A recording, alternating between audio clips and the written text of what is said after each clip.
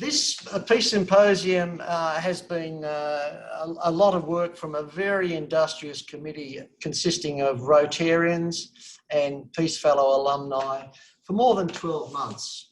And I'm very proud to have had the honour of convening this Peace Symposium and working with such a tremendous committee. The other beauty of this organisation was our ability to partner with Melbourne University, and it's been a fabulous partnership. They have been wonderful hosts to us for this conference and also enabled us to use their IT expertise to run the conference today. As part of that partnership, we are delighted to, at this symposium, use it to launch the new initiative for peace building at Melbourne University. This initiative for peace building is a very exciting initiative at the university because it builds momentum to deepen and understand and expand Australian peace building contributions through the university, such a great institution that it is. So we are about to go into the official launch of the Peace Building Initiative with presentations from the Vice-Chancellor, Duncan Maskell, initiative leaders, Professor John Langmore and our own Dr. Tanya Milicic, and the Deputy Secretary of the Department of Foreign Affairs and Trade, Kathy Klugman. We're going to commence the launch with a presentation from the Vice-Chancellor, Duncan McCaskill. It is my great pleasure to welcome Rotarians from many countries to this celebration of the centenary of the establishment of Rotary in Australia and New Zealand. It would be even better, were it possible, to welcome you in person to our University of Melbourne campus, but nevertheless we are delighted to join you in co-hosting this important symposium on the topic of the future of peace leadership.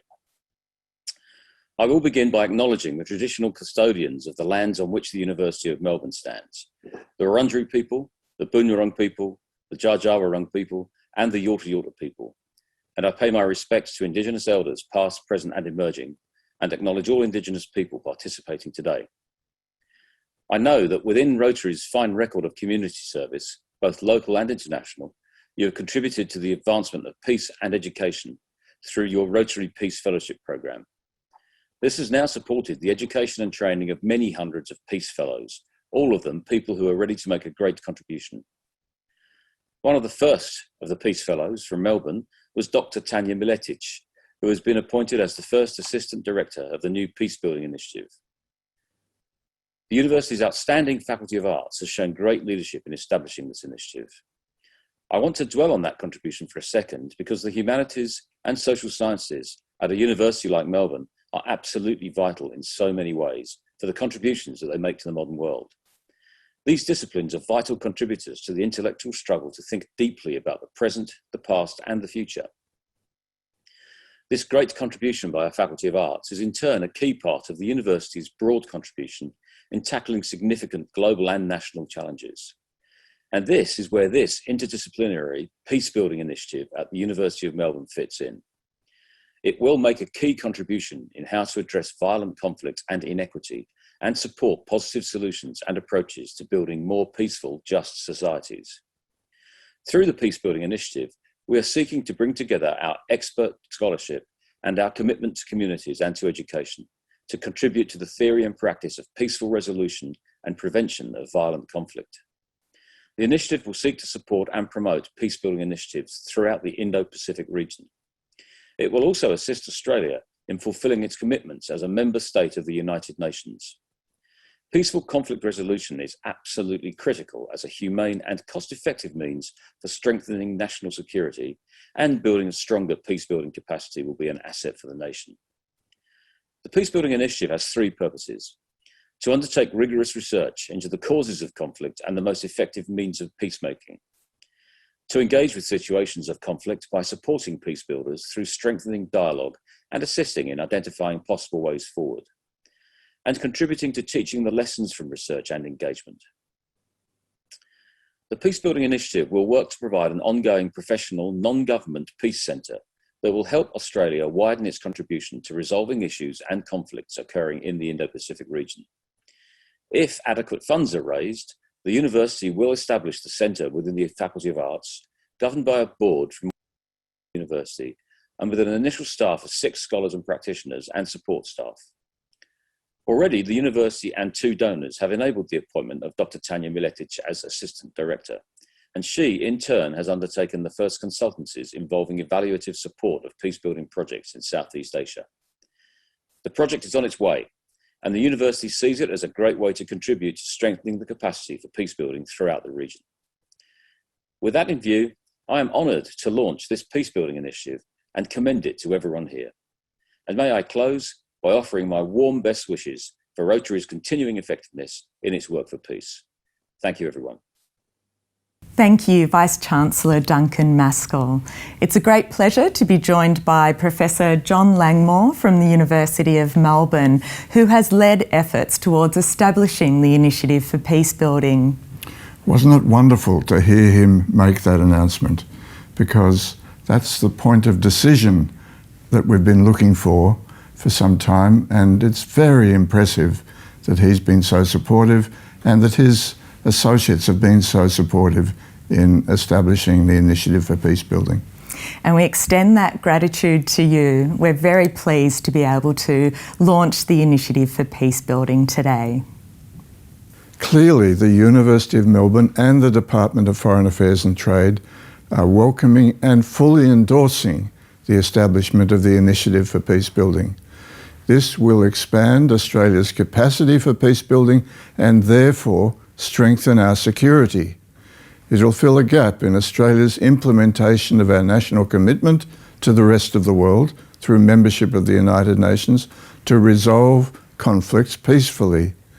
Our country has put great effort in the past into peaceful settlement of industrial conflict, but not nearly as much into peaceful settlement of international conflict. This initiative will address that gap. The focus on peace building will put at the fore the need not just to understand conflicts better, but how to prevent and transform their drivers. We will shine a light on approaches to promoting change and growth in the attitudes, institutions and structures that are needed to sustain peaceful societies. The Initiative for Peacebuilding in the Faculty of Arts is encouraging multidisciplinary research, teaching, policy development and engagement. Our purpose is to provide a strong home from which we can deepen research translation about complex conflict issues, teach and train innovative peace builders, and build important relationships with local actors here and in Asian and Pacific countries who are leading peace building efforts in the region. The initiative is a profoundly ambitious project. We invite you to join us as we work to build a centre for peace building that will provide Australia with a nationally based, regionally grounded, professional, non-government peace centre.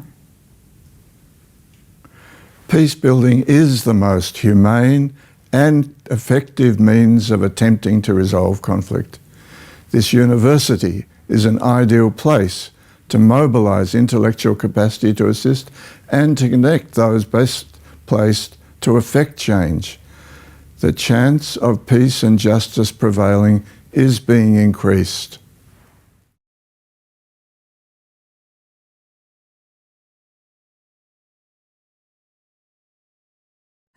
We're very pleased with all the support we've already received from so many people. And a particularly good example is the Department of Foreign Affairs and Trade, whose support is very important to us, and Cathy Klugman, the Deputy Secretary of that department, wants to make a statement. I'm very pleased to be joining you virtually at the launch of the Peacebuilding Initiative at the University of Melbourne. The importance of peacebuilding and conflict prevention has become ever more obvious in recent years. The global pandemic has affected the world profoundly and has been especially devastating for fragile and conflict-affected countries. We are seeing hard-won peace-building and development gains jeopardised, economic challenges exacerbated, and societal tensions increased.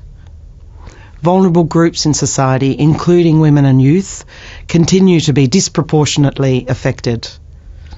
Australia recognises the importance of peace building and of conflict prevention in our Partnerships for Recovery strategy, which identifies stability as a key pillar of Australia's development program.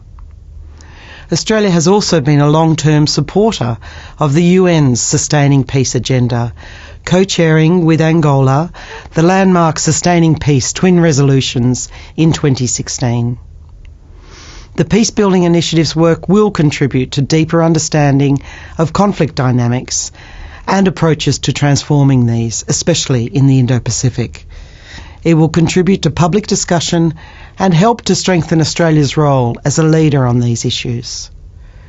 DFAT looks forward to being able to draw on the initiative's work and on your expertise. Congratulations to the University of Melbourne and in particular to Professor Langmore for establishing this initiative.